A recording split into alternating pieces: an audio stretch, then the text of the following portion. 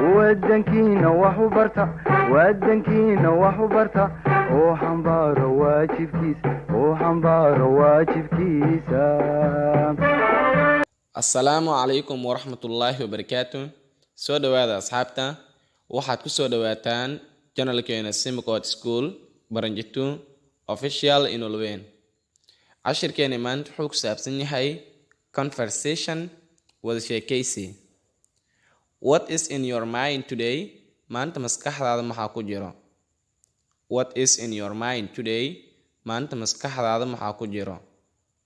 I am going, waxaan u socdaa, to a picnic, safar yar, in the snow areas, dhulalka baraf-barafka, in London, ee London.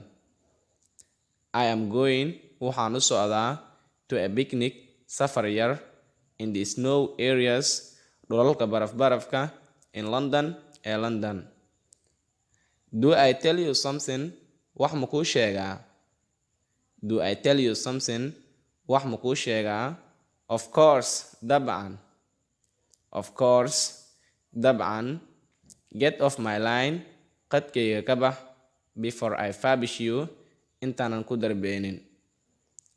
Get off my line, qadkayga ka bax, before I furbish you, intaanan ku darbeenin. I am very wrong, aad baan ugu khaldanahay, in telling something, inaan wax u sheego, to the rotten, qurun. Qof qurun ah, inaan wax u sheego aad baan ugu khaldanahay.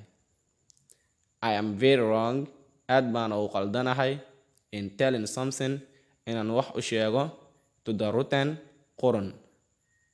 Abused mouse, af itemay, is on his man, ninkiisa ayuu ku yaalaa.